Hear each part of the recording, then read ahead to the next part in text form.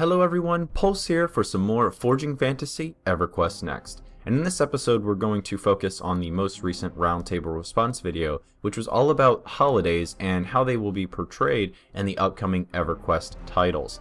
Also, since we'll be on the topic of the roundtable, I figure now is as fine a time as any to answer a couple of the questions that we've missed in the past few weeks from the roundtable discussions. But let's start with the main topic, which is holidays. So in this 14th iteration of SOE's roundtable response videos, Omid Dariani and Darren McPherson discuss a bit about holidays and how they are looking to use them in EverQuest Next. And the main takeaway from it all is that we're going to get a very typical MMO holiday implementation in terms of timing and themes. Now throughout the video, they both keep stressing how they're going to create a substantial lore for their holidays, but also have them correlate with real-world events. And honestly, this is kind of a blah answer. This is kind of dumb, to be honest.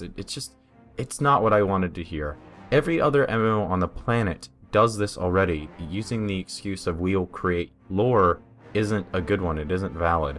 I mean, we see this in every other MMO. Christmas time comes around and they name it Winter Cometh Day or some shit like that to make sure that it isn't religiously biased or they offend somebody, and then they pick some really shitty lore to justify having a real world holiday in their game. It doesn't make sense. And what's worse is they usually implement holidays which also completely destroy any immersion that was gained from kind of any main overarching storyline that they've created in the MMO experience. Almost always it is killed. A good example that I was thinking about when I was listening to their response was playing WoW during Cataclysm. The world has literally been shaken, torn apart. It's at the edge of destruction as we know it, and we're trying to figure out how to take down the fallen dragon Deathwing.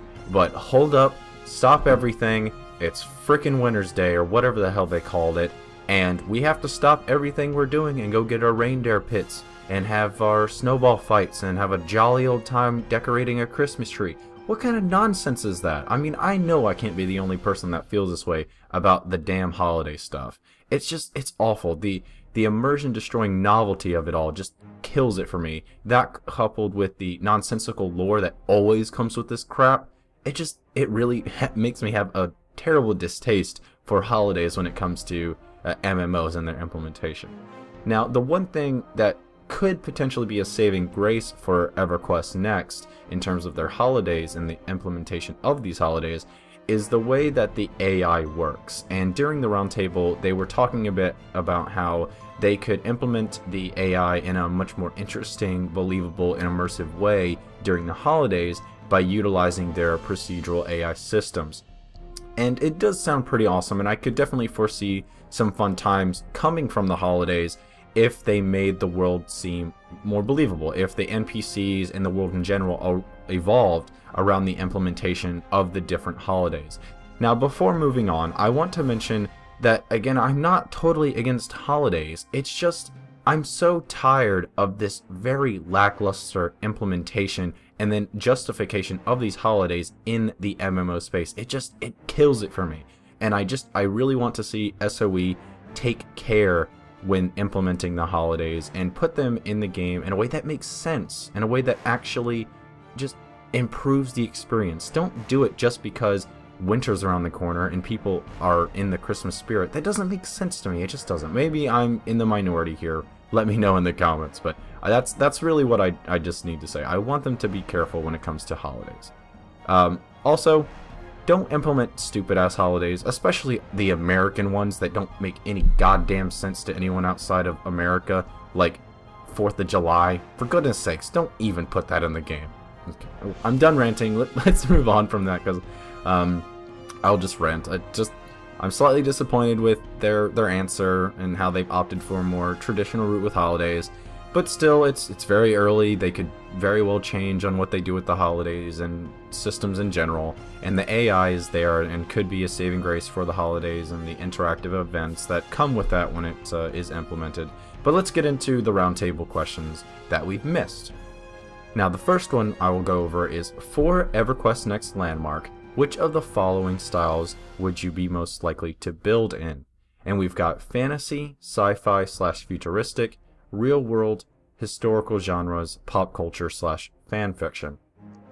Now, as you probably expect, fantasy has a huge majority at about 80% as of recording this, with the other four really just having very, very tiny numbers. We've got sci-fi at about 7%, real world at about 3%, and then historical genres at 1%, and then pop culture / fan fiction at 1%.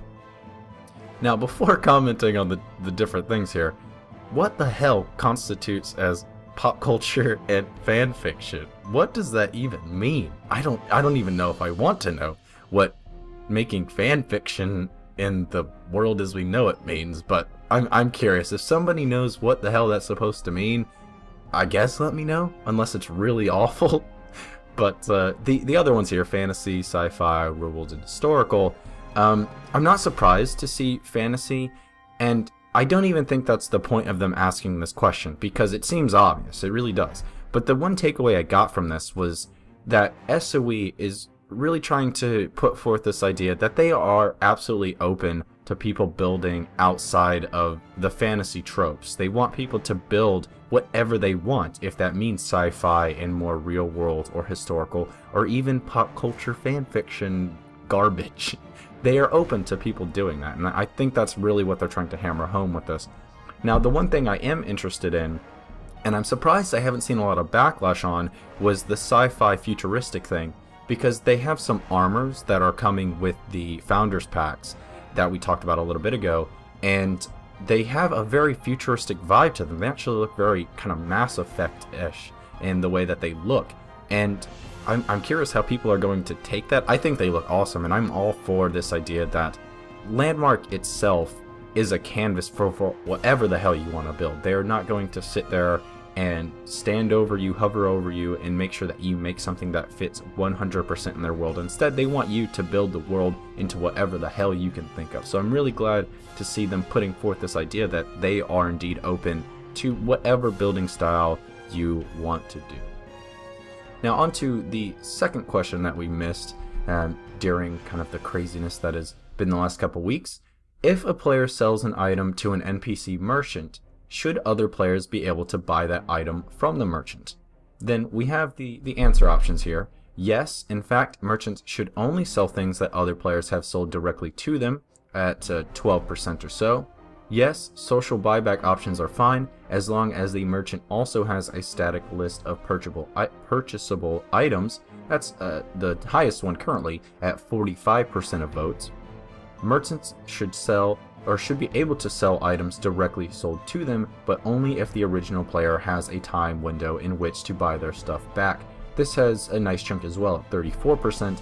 And then finally we have no. Merchants should only have a list of static items. If players have a way of selling items, it shouldn't be through NPCs. Okay, so this is a pretty good question if you ask me. Mainly because it brings up a lot of different things players potentially perceive and generalize when it comes to MMO economics. And you can see that with the way the voting percentages lay out. It's fairly spread out, and people have very different opinions on how they want the economics of an MMO to work and how they think it does work in the current MMOs that are out there. Now, I personally think the idea of having NPCs play a more legitimate role in the economy is a pretty damn good one, if for nothing more than the immersion factor it could provide. Different NPCs would have different things to sell and different things to offer because of the player items they would have available, and because of this, the player base would actually be compelled to go shopping in a sense. You would have a real reason to leave the one city that you like the most, or the one city most people gather. That wouldn't happen nearly as much because you'd have a reason to go to other cities, to other places, and explore your shopping options, as it were. Now, on the opposite side of this, which isn't really said so much as implied with the last answer choice, and that's the idea that NPCs in an MMO space serve the role of removing gold and worthless items from the game space. And since MMOs are a social experience, the economy of the MMO should be focused on a player-to-player transaction system. Now, both are incredibly valid points, and it's why answering this question is so difficult. As of right now, in the way I am, sitting the way I am, not knowing anything about SOE's plans in terms of implementing trading, crafting, auction houses, or any other economical systems really, I'd have to say my answer would go to a yes. Allow merchants to sell items they've received from players, but allow that window of buyback, mainly for two reasons. First, as I kind of mentioned earlier, the idea that AI could buy and sell player goods would add to this sense of immersion in a way that's not really seen from NPCs in an MMO before, especially when you couple this with the procedural and emergent AI systems working in the background, which are said to evolve the AI, make them much more believable anyway. Now, the second real reason is that merchants are very rarely, if ever, sold items that another player would even ever consider to be worthwhile or ever want, and instead are more of trash bins.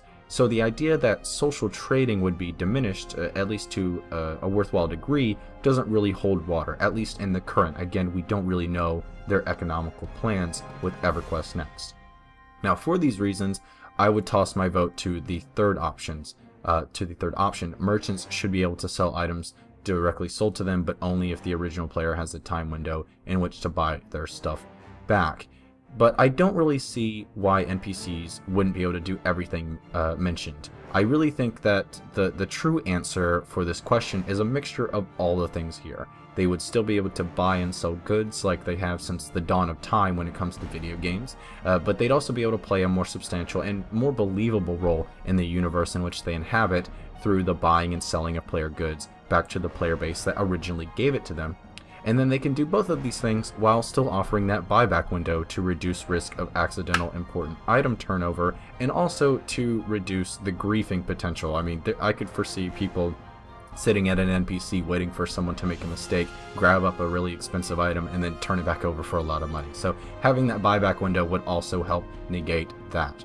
But you know what, I think that's going to do it for me on this one, guys. I could ramble on quite a bit on the pros and cons and the different potentials from a system of NPCs having a more legitimate role in the economy. You guys let me know what you guys are thinking on all the different stuff talked about today, not just the NPC stuff. Do you like your holidays in your RPGs and in your MMOs? Do you find them worthwhile, and do you find them to be interesting enough? And do you feel like it's okay to have real life holidays implemented in the MMO in kind of a ham-fisted way? That's kind of what I would describe it as.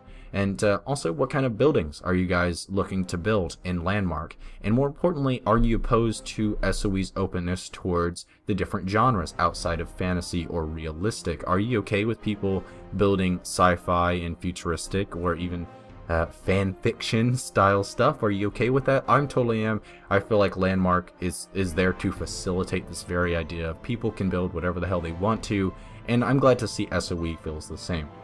And then finally, on our last point there, what do you guys think is going to happen with NPCs, and do you like the idea of NPCs having a more integral role in the economy of the MMO's game space? Lots of questions here for you guys today. Apparently a pop quiz for you guys, so I hope you brought your pen and paper, and I'm waiting for your answers down below. Thanks so much for watching, guys, and always make sure to like, subscribe, comment down below, share with your friends, and I will see you on the next one. Bye.